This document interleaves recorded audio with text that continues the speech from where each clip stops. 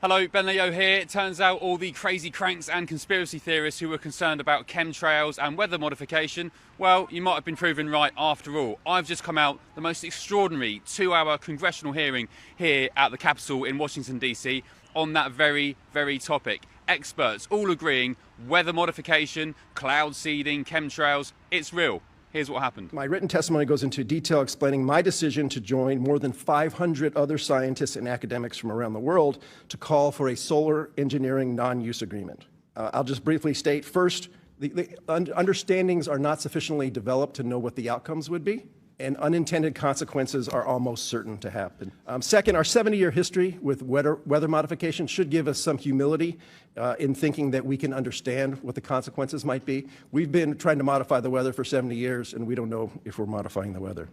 And finally, we have one Earth, and experimenting on it carries considerable risks. I have likened geoengineering to risky gain-of-function research on viruses with uncertain benefits and catastrophic risks.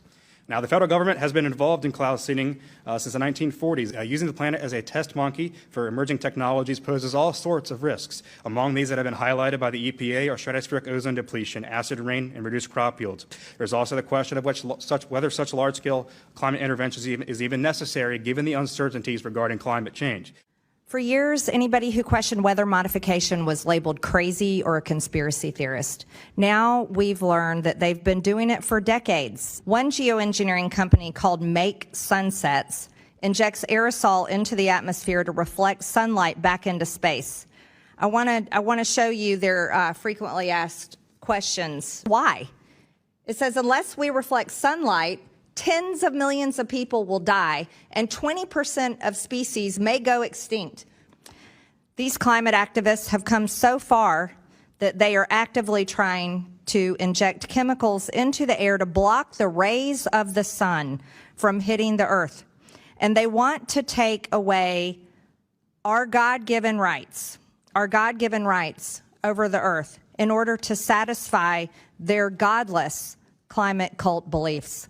Potentially cooling the earth could also cause people to freeze to death, crops to die, and could literally lead to killing millions and millions of people. The UK government, unbelievably, has just given £50 million to a firm to research chemtrails and dimming the sun in the UK. This is the moment I caught up with Republican Marjorie Taylor Greene and told her all about what's happening in the UK. We had a company in the UK where the government's just approved a £50 million donation for pretty much chemtrails dimming out the sun in the UK. One of your experts in there said that it was equivalent to the gain-of-function research on viruses as we saw during COVID. Do you think the Overton window on this now is shifting as we saw with COVID? I certainly hope so. You said that your government approved it?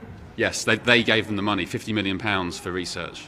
So I think that's equivalent to what happened during COVID. I think it's equivalent to mandating experimental vaccines into people's body. And I have deep empathy for the people in the UK. They're not lab rats, and they shouldn't be, and their tax dollars should not be used against them in some sort of basically experimental, what should be taking place in a lab, but it's being done to them without their say, and it's terrible. Turns out British viewers and indeed Americans weren't cranks and conspiracy theorists about the weather and geoengineering, chemtrails. An extraordinary hearing just now. Thank you very much. No, they're not conspiracy theorists. They're not crazy. It actually has been happening for a very long time, not just here in the United States, but also in many countries around the world. Everything, life grows from the sun. What kind of person would want to block out the sun? Well, my observation, based on my years here in Congress and also this hearing that I thought was exceptional, is there's a big difference between the right and the left. The right primarily believes that God created the earth and that God controls our atmosphere. The left is primarily godless, and they believe that humans can control the climate, can control the weather, and they believe they have the authority to do it no matter what anyone else thinks. And it was only in April this year that I told viewers of Ben Leo Tonight back home in the UK that Britain was set to approve funding of up to £50 million for a very strange experiment to dim the sun. Good evening to you. Thank you for your company. I hope you enjoyed the glorious sunshine we had today and indeed are excited for the so-called heat wave next week. I know I am. Because sunshine is a beautiful thing, isn't it? It's literally life force, God energy, that allows flowers to flourish and powerful trees to grow. It allows us to grow food. It heals and nourishes our bodies and makes pub beer gardens that much sweeter too. So ask yourself then, why would anyone ever want to block out the sun deliberately? What kind of person would want to do that kind of thing? Well, if you ever needed proof that we're led by dangerous, incompetent weirdos, that's what they're planning to do now, here in the UK. British scientists are launching a £40 million government-funded geoengineering experiment to literally test dimming the sun in the name of solving climate change. In a nutshell, they're going to be spraying aerosols into the sky out of planes, i.e. creating so-called chemtrails, to try and dim the sun, all at the altar of climate change. Another potential solution to stopping climate change, according to ARIA, is marine cloud brightening, in which ships would spray sea salt particles into the sky to enhance cloud reflectivity. Professor Jim Hayward of the University of Exeter said that ship emissions lead to bright lines in clouds over the ocean, and he cited a 2014 volcanic eruption in Iceland that spilled out a lot of sulfur dioxide, which brightens clouds and cools the planet. Weather modification is ongoing, and the reporting is not particularly good. Assessing the effectiveness is not good, and that leads people to ask questions. So if we go back to Project Cirrus back 1947, I think it was Hurricane King. It started dissipating, and then it took a left turn and then struck the U.S. It's a natural question when someone intervenes in a system to say, did your intervention cause this bad thing to happen? This is why I've recommended having a very public, very authoritative study. We can't have Republican science and Democrat science. We have to have science that's trusted by everyone to assess what weather modification has been done, what have been the effects. If we don't know what the effects are, what research can we do to know those effects?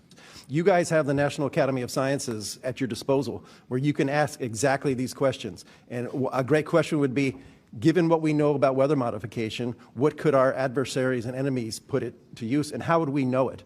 If they truly believed their global warming hoax and the rising sea levels and the cost of all of us will be underwater in a few short years, why are they investing millions of dollars into beachfront properties across the same coast they claim will be underwater? Bill and Melinda Gates own a $43 million beachfront home in California. The Obamas own a $12 million waterfront compound in Martha's Vineyard. Mark Zuckerberg is building a $270 million beachfront compound in Hawaii. Mark Cuban owns a $19 million beachfront mansion on the coast of California. So there we go, quite an extraordinary 2 hours or so on Capitol Hill here. You're not crazy, you're not conspiracy theorists, and you're not cranks. One expert even likening geoengineering and weather modification to gain-of-function research during COVID. This is Ben Leo in Washington, DC. See you soon.